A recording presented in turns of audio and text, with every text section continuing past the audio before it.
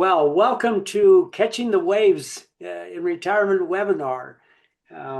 Thank you for attending today. My name's Phil Lubinski. I'm going to be your host and kind of running this panel discussion that we're going to be having. I'm the co-founder and co-developer of the Income Conductor technology, which is a specialty retirement income planning software. But more important than that, I'm an advisor, just like virtually everybody on this call today. And as an advisor, I spent 35 years specializing as a retirement income specialist and working primarily with people who were either already retired or very, very close to retirement. But that's not what we're here today to hear about the old guy and how he used to do things, but to get some fresh views on how we capture this retirement income world. So the agenda today is, to talk about the money in motion, the three waves, and then hear from our panelists. But it was interesting. I looked up Wikipedia defines a tsunami as a series of waves separated by a few minutes or a few hours. So there's certainly a tsunami of money that boomers are pushing through retirement, and in three very definable waves, but they're spanning years, not just hours and minutes. And the boomers have created, probably the most significant financial opportunities in history for many industries, starting with diapers and baby food and on to the clothing. I think I read somewhere that the blue jean industry was the biggest recipient of that wave of money, and then automobiles, and now the financial services industry is cashing in, not so much on the spending of the boomers, but on the wealth that they've accumulated over their years of accumulation. So the first boomer turned 65 15 years ago in 2011, and the last boomer is going to turn 65 in 2030. So to kind of set the stage for our panel today, I'm going to review some kind of interesting facts. So the total wave, there's 123 million of assets that are moving between now and 2048. And of that 123, it's estimated that 105 is going to go to heirs and about 18 trillion is going to go to charities. So that first wave, there's a total of, somewhere between 73, 78 million boomers that are either in retiring or going to be retiring. And still, it would seem like most of the boomers have retired, but in this period of time between now and 2030, there's still somewhere 16 to 18 trillion dollars of assets that, as we were saying before we started the webinar here, that haven't left the station yet. They're still sitting in their qualified plans, and 11 trillion of business assets that are expected to change hands over the next decade. The second wave is before this money ultimately gets to the heirs and to the estates. 54 trillion is going to be going to surviving spouses. And 75% of surviving spouses are female. So $40 trillion is going to be going to surviving spouses that are women. And the recent studies have shown that the average life expectancy of a female surviving spouse is 12 and a half years. So that money's going to be, under management with that surviving spouse for a long period of time. And then the third wave is to the next generation. So 85 trillion is going to be going to the Gen Xers. But in the next 10 years, they're going to be getting 14 trillion. So it's this constant kind of ever-growing movement of money going through retirement. So I want to get right to our panel here. And we really have three very, very special panelists, good friends of mine, and they've each established themselves as income specialists, but they each have a little different business model. And hopefully everyone on the call will be able to identify with at least one of them. Paul Saganey's business model has been to build what I think is the largest CPA alliance program in the United States. And he's really mastered the art of pairing financial advisors with CPA firms across the country and is continually looking for financial advisors to align with the CPA firms. Richard Hoover, on the other hand, is growing his own practice. He's adding clients to his practice. He's not out necessarily recruiting new advisors. And Anthony Bartlett is right in the middle. He's doing some of both. He's adding advisors to his firm and also adding new clients to his practice. So each of these guys, they lead with retirement income planning. And they've built marketing and support systems that focus on that demographic. And they're each keenly aware of the three waves of wealth. And that's what they're going to share with us today, and how they've successfully caught and continue to catch each wave. So I'm going to have each of them introduce themselves, and kind of in the order that we have the pictures here. But really, they're just going to, in way of introduction, if you guys would just kind of answer three questions of, number one, how long you've been in the business, a brief description of what your practice looks like, and then when you started to focus on retirement income planning. So Paul, let's start with you. Yeah, happy to, Phil. And thank you very much, by the way. It's an honor to be here today. And so, as Phil mentioned, I started up Integrated Partners back. It'll be 30 years this September, which is amazing to say that to you all. But prior to starting Integrated Partners, I was with a company called Cigna Financial Advisors, and we were doing estate planning and fee-based planning work for business owners in the wirehouse community. But in 1996, that was the first year that accounting firms in Massachusetts could be licensed to enter the financial planning arena. So we just took our fee-based planning expertise and our work with retirees and higher net worth clients, and we started partnering with accounting firms. And as Phil mentioned, we're a national firm now with about 256 accounting firms, which we partner up with our financial advisors. And these accounting firms get our advisors access to their clients. Typically, their clients that are retired, own businesses, have more complicated and, let's say, larger net worths. And so it's an honor to be here today. I also have my own practice. And so I guess I can share with you not only what I'm seeing in the accounting community, but also what I'm seeing with my own clients. But certainly, Phil, this is a big topic because we are in the middle of that age wave. And when I met you 30 years ago, Phil, remember Ken Dykewald, who wrote the book Age Wave? Yeah, he was out there talking about this. And I've known Anthony for many, many years. And so thanks to people like Ken and to a lot of us here that paid attention to this wave of opportunity, and certainly leading with a planning philosophy has served us all well. So thank you for being here today. I appreciate it. It's funny you bring up Ken Dykewald, because I remember a story that I heard when they were consulting that the boomers, were struggling as they went through when they started moving into their 40s, that Levi Strauss, I think they were consulting Levi Strauss, the age wave, and that the boomers were having a really hard problem when their waist size moved to like from a 36 to a 38. And so Levi had this incredible marketing gimmick that instead of, saying you need a 38 gene, they created the 38 relaxed fit or loose fit. Yeah. And it was the same, it was a bigger gene, but it still had the same waist size.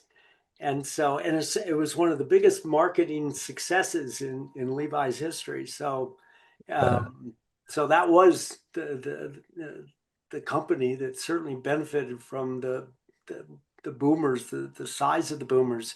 So, Anthony, tell us about your practice.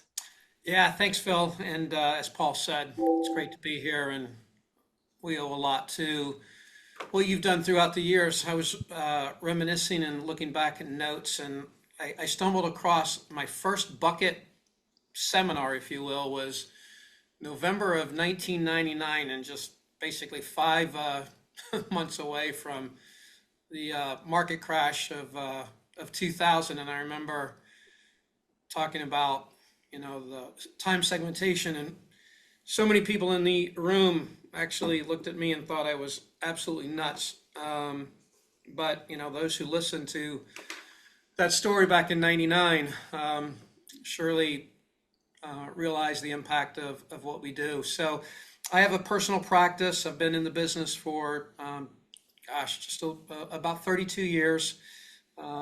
Really discovered your strategy. And as Paul mentioned, we've known each other for a very long time. And for my personal practice, again, focused predominantly in the retirement space, but we work through a lot of our strategic partners, CPAs and attorneys, with introductions to individuals as well as business owners.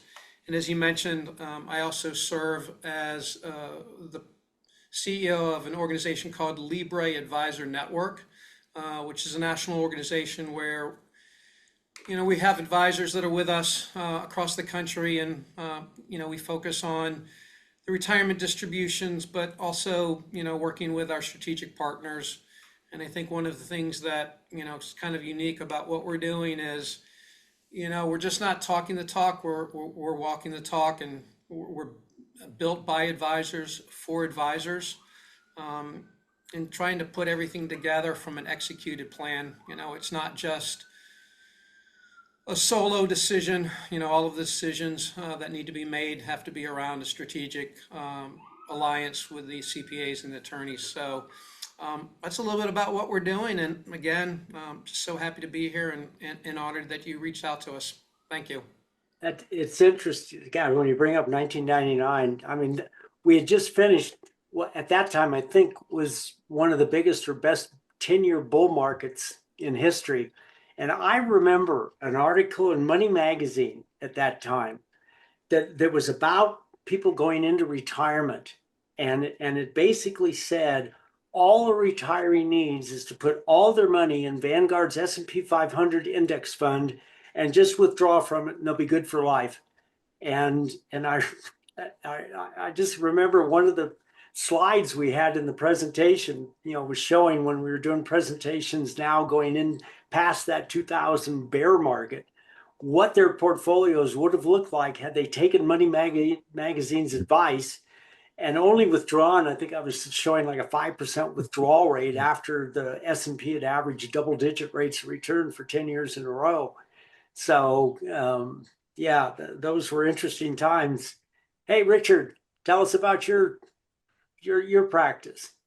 Well, thank you for the invite today, and it's great to be on a panel with two great leaders in the industry, Anthony and Paul. Congratulations on your accomplishments. 35th year in the business, started back in 1991 in life insurance and fixed financial products. Got securities license shortly thereafter, and we started doing academic financial planning in the year 2000, which at that time it was kind of head of the industry, if you will. And how we got started with retirement income planning as a specialty, it was December of 2008. I might mention that our business card said AIG Financial Advisors. So it wasn't particularly a great time. The planning method of standard financial planning for those clients or prospects that were near retirement or in retirement really had no matter. The traditional financial planning back then, even using Ibsen portfolios, Nobel Prize winning portfolio theory, it simply didn't protect those that were near retirement or retired. And we were very uncomfortable with the paper losses that both the near retired and retirees had. We lost a lot of sleep, lots of stress. And as we know, if the client stayed home to the planning we did, everything worked out, a little bit of time value of money, it was fine. But in an agency meeting, I mentioned, hey, we need to go find a planning methodology for those that are near retirement or in retirement. And we found a segmentation program that Phil, you had written for a large insurance organization. They had branded it to themselves. It was your income for life model. And that literally changed our practice. It changed our lives and the relationships with our clients and prospects forever, not to mention our revenues. So that's how we became focused on retirement income planning. We continue to hone that craft. One thing that we ran into is it was not a live software, so you had to rerun plans every couple of years to make sure that you're on track. But that was our first dealing with segmentation. So just to continue with you, Richard, and then we'll let everybody else chime in too, is so how do you position yourself as retirement income specialist? I mean, what in your mind sets you apart from the guy across the street you're competing with? Sure. Well, recently read a few articles put out by Financial Planning Magazine and others. They talked about the vast gap, the disparity between those advisors that can do tax optimized planning and those advisors that are not yet there. And the gap is huge. But when we're speaking with prospects, I discuss that they've likely worked with another advisor to grow their money for 10, 20, 30, 40 years, perhaps more. And that's one skill set that an advisor might have. However, when you flip the switch to retire, if that advisor applies that skill set of just growing money to the now retired client, there's usually a financial train wreck or some very deep issues going out into the future if you're not doing academic planning. And again, just explain that retirement income planning is a different skill set. It takes time for the advisor to get trained and experience. And also you have a lot more money challenges in retirement, living too long, running out of money, market losses to deal with, really paying too much in taxes, Medicare penalties. How are you going to take your Social Security? And I just, educate them into the fact that our academic retirement income planning will touch all of these areas. It's all analyzed in harmony with their goals and the dreams that they have in retirement. And it's designed to help them maximize their retirement funds, minimize taxes, control Medicare penalties, so that they can retire with no money worries and really enjoy a great confidence in retirement. Yeah, so you're really pointing out to the client who may not be aware of it yet that the issues they're going to have to deal with in retirement are so new and so different than what they had on the accumulation side. And that's why they need somebody like you. How about you, Paul, and in your firm? How are you setting you guys selves apart from the competition? If I may add, to follow up what you and Richard just said, I always love the line that Ray Lucas, who heads up our financial planning, said, is that the tools and techniques you use to accumulate your wealth are inherently different than the tools you use to distribute your wealth. I always, when you guys were talking, I thought about that line because it's a very effective one. But, for us, Phil, when we started working with accounting firms, early on, we were leaning on being financial advisors, but we didn't really have a story which was different, which was interesting, and which would really compel those CPAs to introduce us to their clients that either were retired or soon to be retired. And so when I met you and I sat down, it was like, boom, you had such passion for it and the way you were presenting it.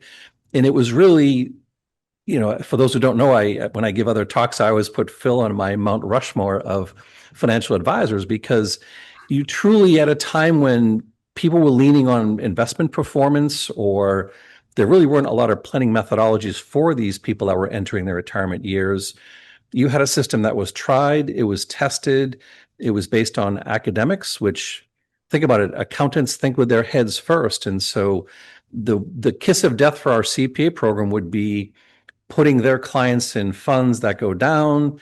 The client complains to the CPA. That's the kiss of death, everybody. So if you're leaning on investment performance during down times, if those clients complain to your CPA partners, it's all over at that point. So having a methodology, having a planning approach, which once again, which was different, which was interesting, which really compelled people to want to work with us, but also protected us with that CPA. People weren't going and complaining to their CPA. They understood that the money that was going down, they don't need for 10, 15, or 20 years. And so if anything, we could change the way they looked at their wealth such that when money was going down, maybe that was more of an opportunity versus being something to be afraid of. And so for us, having a planning methodology really was something we leaned on very, very heavily in those early days. Yeah, that makes perfect sense. And by the way, will you give my eulogy? I really like I could probably give it actually. Anthony, how about you? What set you apart from the pack? Yeah, I mean, I'm going to echo what Paul just said and Richard. I think back to, as I said, right, the first presentation.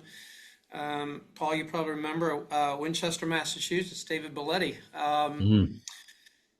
So I think when I look back about it and I think about kind of where we've gone from, the beginning of the phase, not only was it the, time segmentation, the bucket strategy, but, I realized that there was a huge opportunity in the Social Security claiming strategies, specifically before the most recent change in 2015.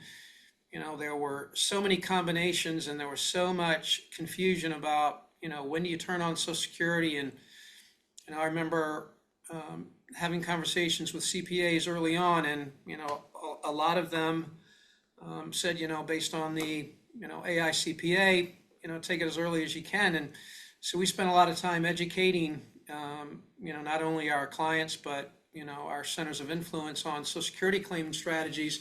So that helped kind of deepen, the work in the retirement space. And then I think I've mentioned to you in the past, Phil, I think it was in 2017, I was introduced to a couple of lawyers out of Baton Rouge, Louisiana, who had discovered a way to transfer, traditional 401k or,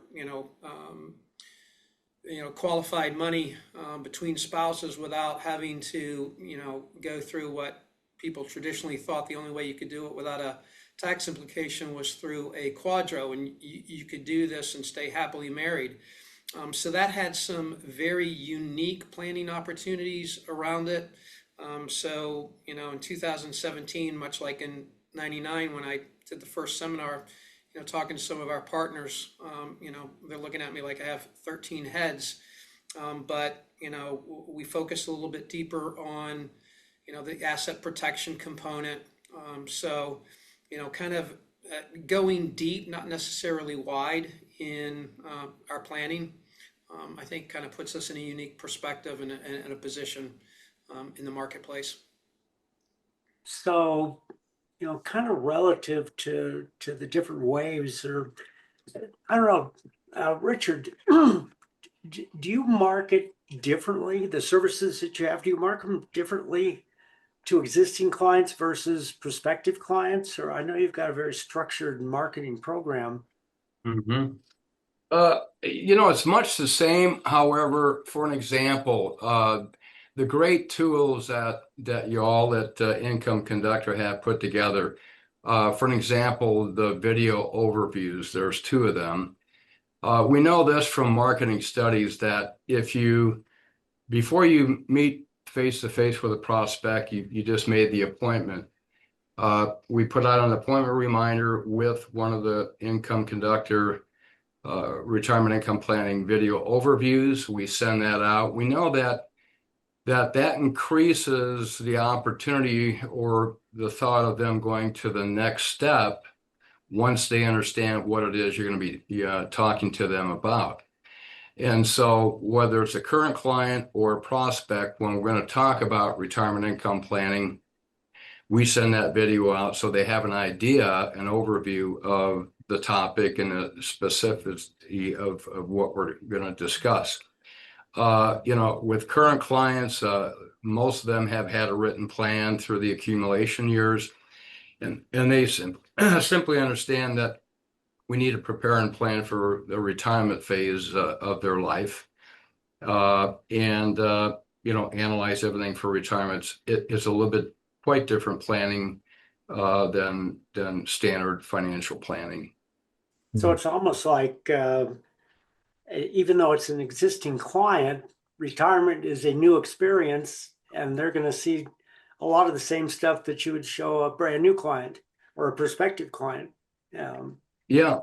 One of the other things that has been a real help, in fact, Phil, I think you had used one of our cases, the outcome in a pro plan showing the bottom line of Roth conversion, tax optimization, and so on and so forth. And so we take that particular case, change the names to protect the names of our client. And but we use the outcome of that particular plan to show the power of tax optimization, of spend down regime, account types. What do you spend first? When do you take Social Security? And that's been very impactful because when they see the tax savings that we did for this couple, and they weren't necessarily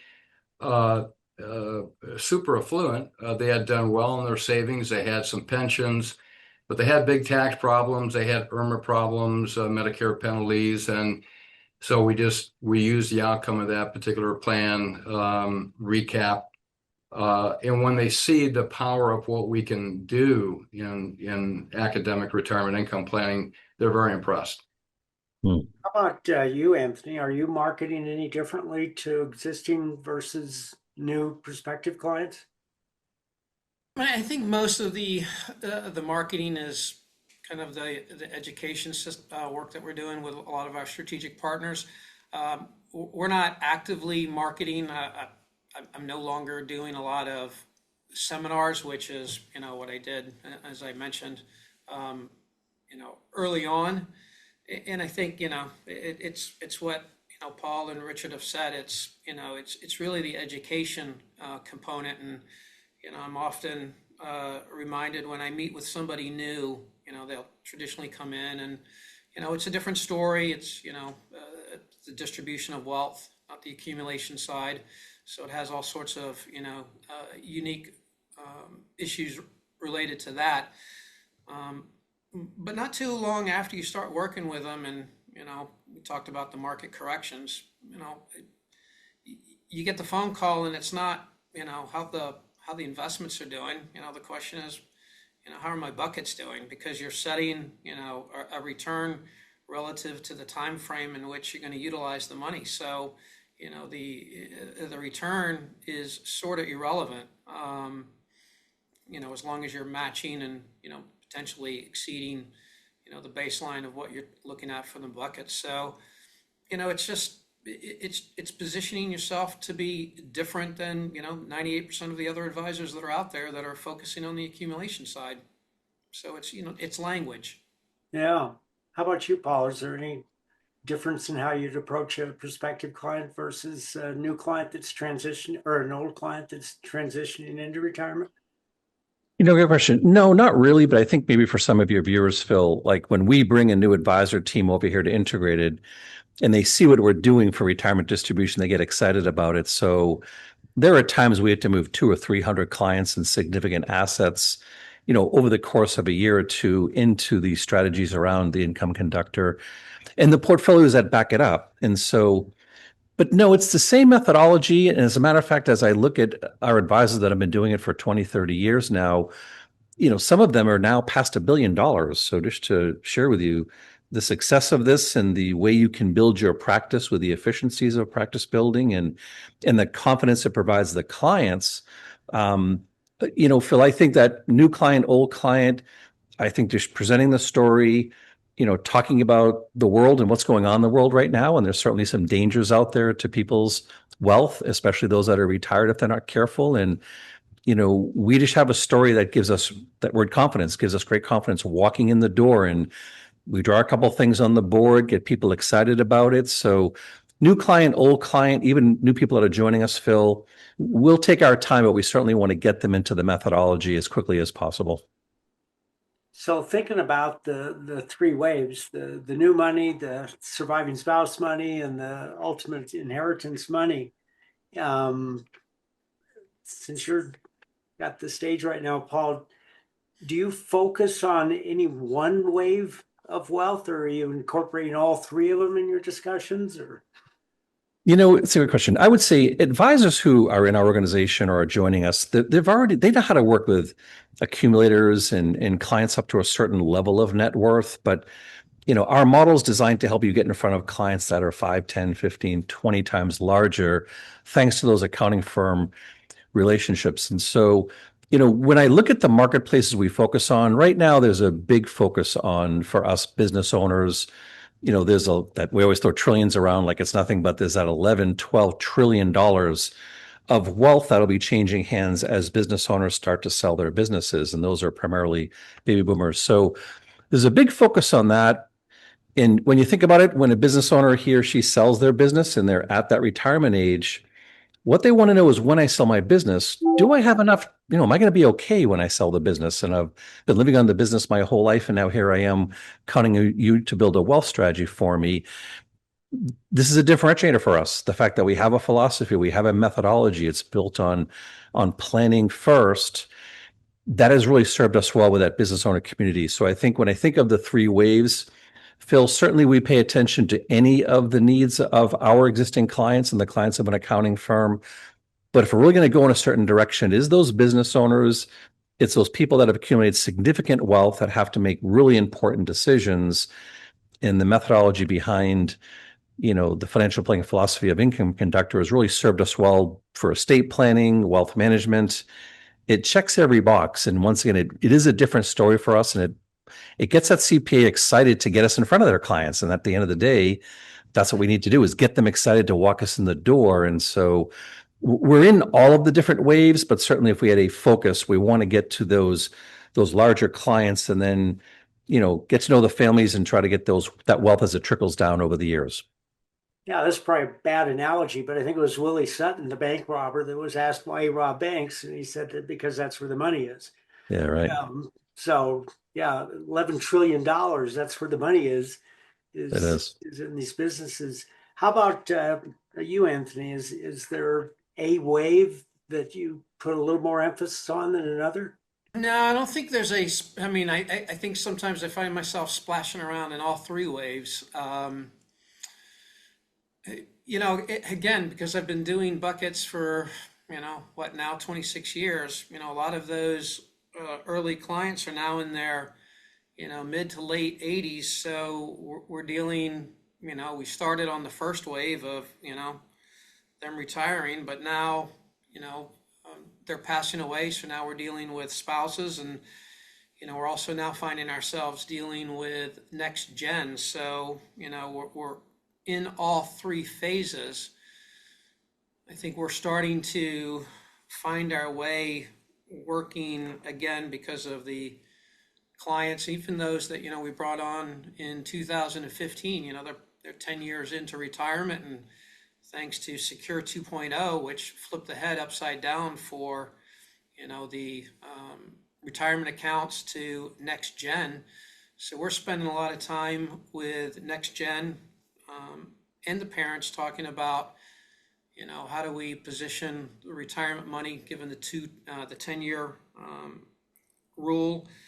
And I think Richard mentioned it earlier with your pro software ability to look and say, it's not just about, what the tax situation looks like for the next 3 years, but, we're having conversations with those people about, what's the tax ramification for your lifetime? What's your tax liability over the rest of your life, and how do we ultimately distribute it, not only while we're alive, but at the end in the most tax efficient way. So, Yeah, it's interesting. I mean, a change in tax law suddenly changed your focus a little bit toward that third wave. I remember early on, I didn't do much focus on that third wave because that was the kids of my clients who were, in their 30s and 40s. They didn't have any money, and any money they did have, they were contributing to their 401k plan. So that wasn't a market that I wanted to spend a lot of time trying to capture, because by the time they had enough money, I was probably going to be retired myself. And then I remember one of my largest clients died, and his child, or their child, talked the mom into moving the money somewhere else. And I never had a relationship with the children. And it was like overnight, I suddenly developed this whole wealth lock program that put a focus on engaging the kids.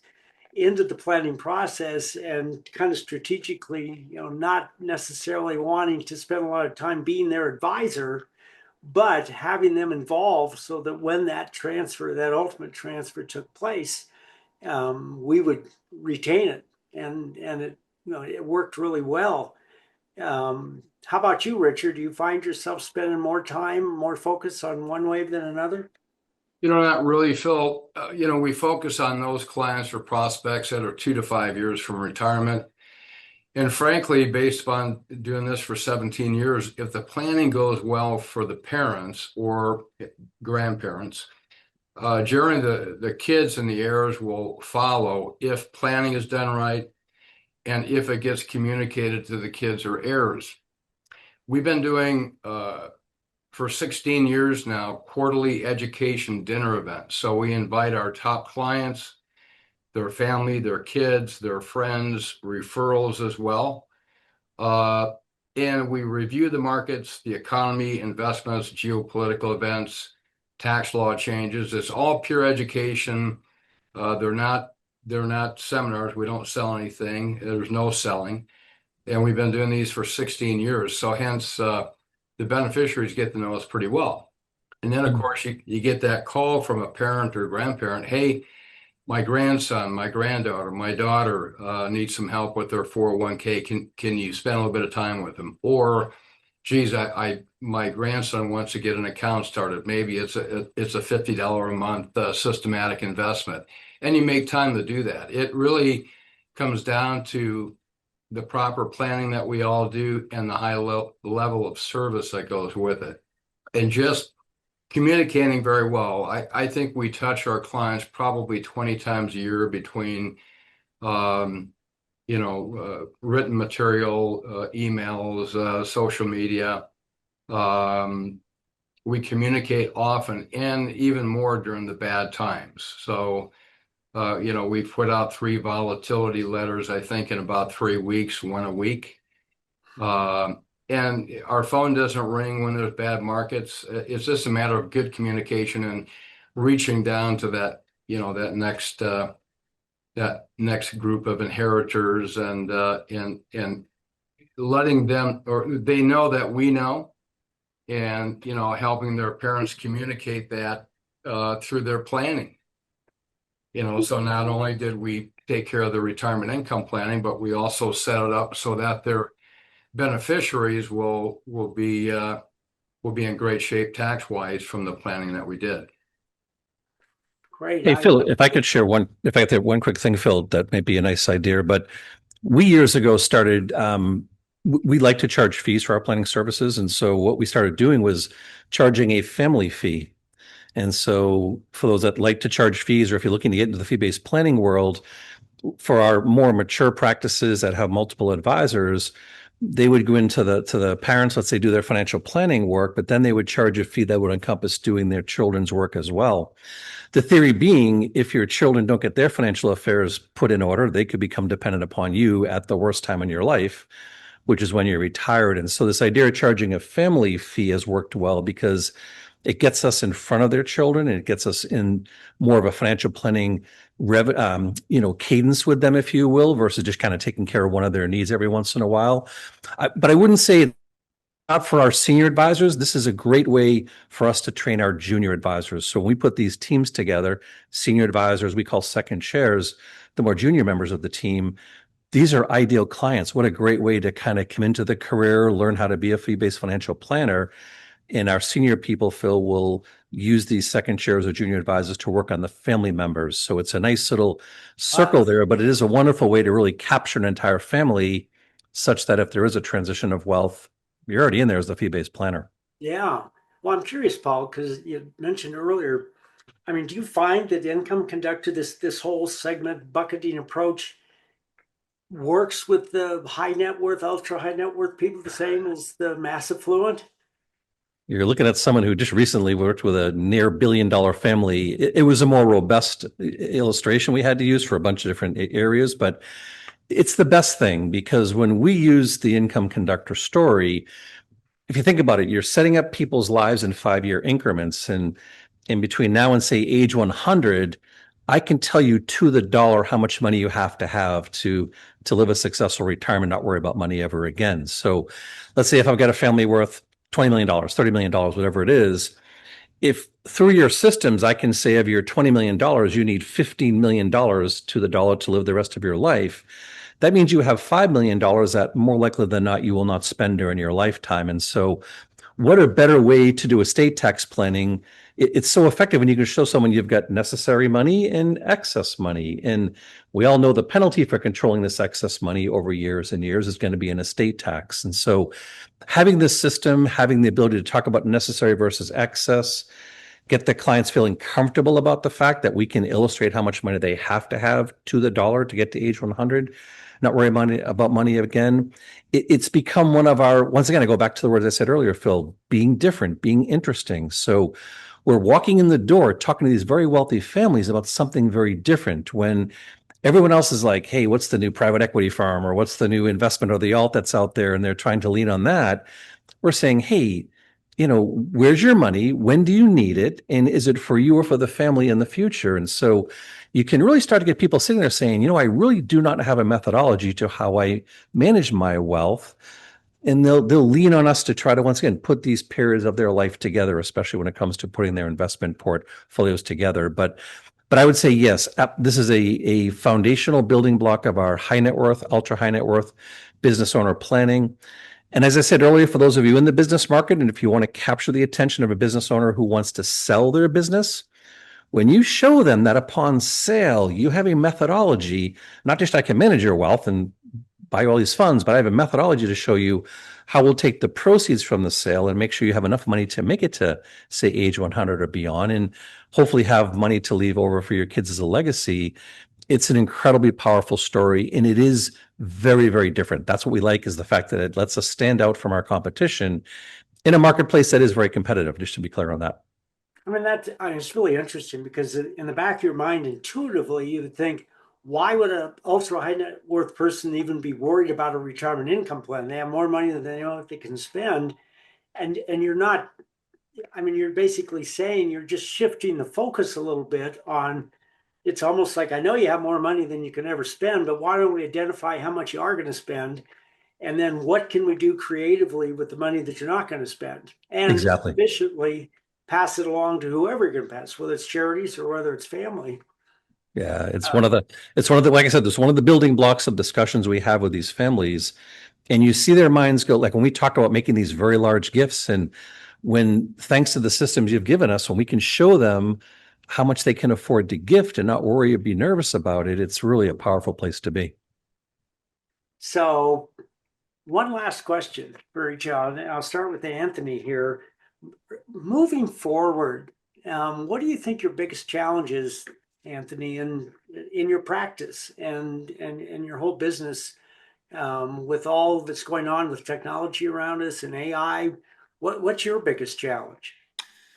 Yeah, I think it's really twofold, Phil. I think one, it's next gen for my practice and how we think about bringing on advisors and the right advisors, and how are we positioning the services in the marketplace.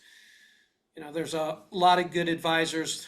I think there's a lot of advisors that come to the table with some form of confirmation bias, where they're, focusing so much on, an investment or investment portfolio that, they lose sight of, the power of this time segmentation.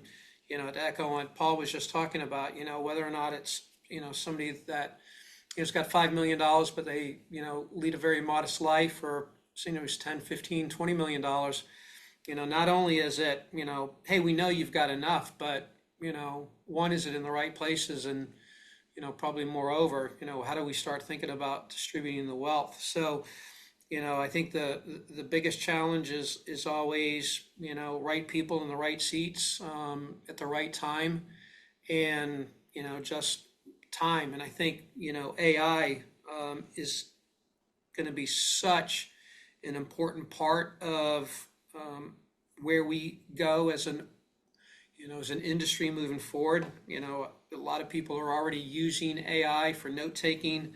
But, if you think about, the ability to scale your practice and not have to continue, to hire, with AI and bots and, an advisor who's managing, $500 million to get to $1 billion or whatever the number is, the efficiencies within AI and how that all comes together, I think is going to be, critically important moving forward. Richard, do you see any unique challenges that you're dealing with moving forward? Sure, I think we all face the same, building, maintaining a prospect pipeline for our retirement planning, managing time. In our case, we don't have a big operation. In fact, just recently, because of a new service there at Income Conductor, we outsourced our first case, writing and design, to the Right Path planning team. So outsourcing, when it makes sense to do that. In this case, we had some very successful clients that were retiring, a 20-year client, had high pensions, high tax issues. I could see that there was probably going to be Medicare penalty issues and a lot of excess income. So we outsourced that to Right Path. They did 4 different plans, and that would have taken me probably 8 hours worth of time. And at my hourly value today, that would have cost a lot of money. And for a few $100s, they input the case, they designed the case, and not just 1, but 4. So really leveraging your time, I think, where we are, is extremely important. And, this was our first case we outsourced. So really just leveraging time, I think, for all of us, because you can't buy time. Of course, we all know that. Yeah, and I think as advisors move into this retirement income arena, they realize that the issues are, multiplied that retirees have to deal with. They have the whole aging issues that they have to deal with the retired client, and the learning curve, becomes steep, and the amount of work that you have to do for someone in retirement versus the 30-year-old that's just starting their accumulation, or the 40-year-old. That's that is the big challenge. How do you leverage your time? How about you, Paul? What's your biggest challenge moving forward? It's funny. I was just in Washington, D.C. giving a talk to a group of advisors, and we were all talking about the fact that I've made this statement publicly. We're a 30-year-old firm now, but I think in the next 5 to 7 years, we will do so much more in the next 5 or 7 years than we ever did in the last 30.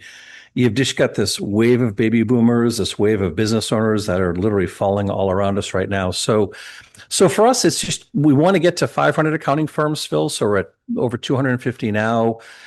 For those who know the accounting community, the average CPA is about age 59 or 60. They're looking to sell their practice. Or the other challenge CPAs have is their highest revenue generating clients, which are small business owners, are selling their businesses. So these CPA firms are losing access to significant revenue. So here we come in with a story to, capture that revenue. We do share the revenue with the CPAs. So I would say, in terms of looking at the future, Phil, just, finding advisors, finding CPAs who share our excitement for the next 5 to 7 years and capturing this cascading wealth over all of us. And quite honestly, it requires a learning curve, doesn't it, to be able to step up and work with clients that are, once again, 5, 10, 15, 20 times larger than you work with today. It requires learning different methodologies around financial planning, how to build wealth strategies. And so I'd like to think of them more as opportunities, Phil, than concerns. But I look at the next bunch of years here, and for people that have a story which is different, which is exciting, and compels people to want to work with them, the next 5 to 7 years are a key period for everybody here. Well, there's about 100 advisors on the call today, so maybe there's an opportunity for with your recruiting challenges.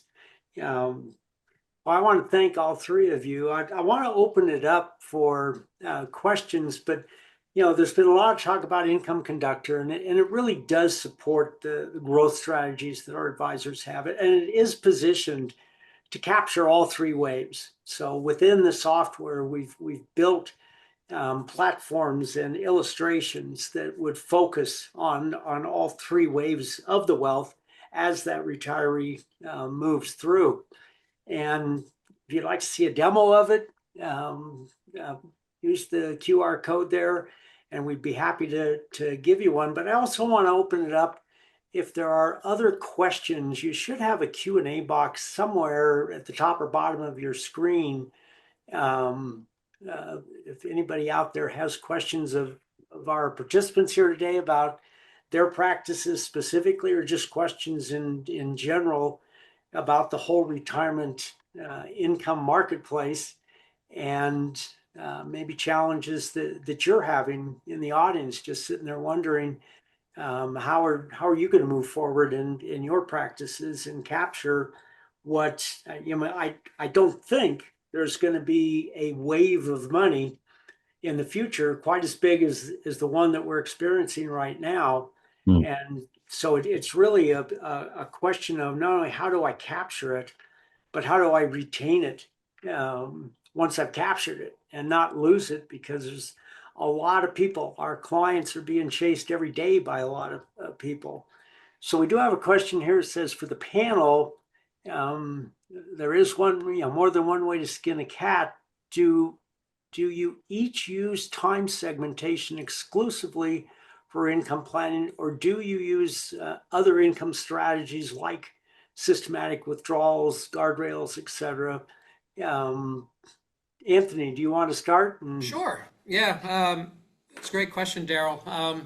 Yeah, a lot of ways to skin a cat. Sometimes some of them can be a little bit more dangerous than others. So I've stuck with the time segmentation. When you're talking about, guardrails, yeah, certainly the utilization of annuities as maybe some flooring, but, for me, that 5-year bucket, it just resonates so well for clients, and going back to, market volatility. The clients that understand that are involved with it, they're not worrying about the short-term market volatility, because they know that money is not going to be used, for 5, 10, 15 years down the road. So, I stick with the time segmentation. The income conductor does a phenomenal job with that. Right. Richard. Same thought pattern. After using income conductor or segmentation planning for 17 years, and then you look around and look at other software programs that are out there, a lot of them are geared to sell products. Everything else compared to, I'll just say, Income Conductor Pro is elementary. You would have to take 2 or 3 or 4 of those software programs and put them together, and even at that, it would not do, I don't believe, what Income Conductor would do. And I'm not paid to say that. It's just absolutely marvelous planning software. And more importantly, the tracking and following that retiree through retirement with a live plan. That's extremely important.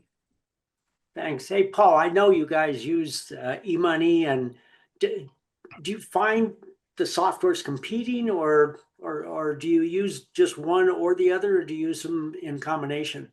I would say definitely in combination, Phil. Matter of fact, I was on the team originally to help build the estate planning part of eMoney a million years ago, but we lean on both of them. And I find that clients like that, because we can, go back and forth with a couple of different systems. And even as you mentioned a few minutes ago, I know when Michael Kitsis came and started talking about this whole guardrails program, it did get the attention of our organization. And we did an exhaustive study. So our advisors who are in our organization, they are free to decide what they would like to do and what gives them the confidence with their own clients. We don't make them do anything. But I would say still here, 75% of our wealth for retired distributions is being handled within the income conductor solution there. But yes, Phil, I would say, but your newest iterations, by the way, tax sensitivity and the work you're doing, year or two ago, I would have said we were backing up e-money because it was more tax sensitive. Now you are right there, by the way. So therefore, more and more of our advisors who would lean on both solutions are now certainly using strictly income conductor now because of the just how you built it and how you put it together. It's been a great advantage to all of us. Oh, great. Sue's asking about RMDs. You know, that basically you do a lot of talk to avoid RMDs with Roth conversions and things, but let's start with you, Richard. What are you doing for the person that's at RMD age and they didn't do all those things before? How are you advising them on to, you know, how do you efficiently get through this nightmare now of this surge of money, this wave of money that's coming from RMDs? A lot of planning is involved. You know, if it still makes sense to do a Roth conversion, depending upon what their, you know, the asset size of their qualified monies are. You know, again, you got to look at all pieces of the puzzle, and it can certainly we can still help, but it does take a great deal of planning to do that. Anthony, do you have any special advice you give people that are at RMD age and you know it's going to be a problem to help them out? We're having discussions again about you know, the old second to die life insurance, which was, you know, something that, you know, you go back years ago. But I think Paul mentioned it earlier, right? You know, your necessary versus your excess estate. You know, so if you're at age 73, you know, you don't have the ability to do Roth conversions. You got to take those RMDs out. So, you know, do you need that money to sustain your lifestyle, or is that, you know, money you got to take out but as excess? And then how do you think about potentially leveraging that into, you know, something you flip over the tax fence and it comes, you know, back estate and income tax free to, you know, replace potentially the tax liability, you know, at the death. Here's one specifically at Paul.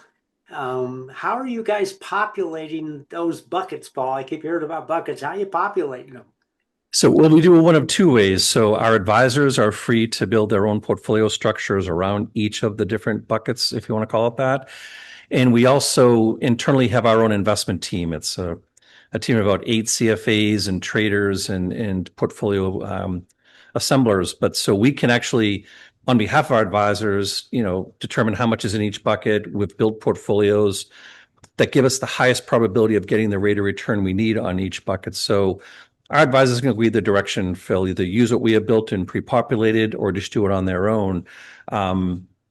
Yeah. So, but, you know, a lot of advisors who join us, they love their portfolios or love what they're doing. It's just a question of kind of morphing or moving the dollars around a little bit to be part of the lifetime, the income conductor story.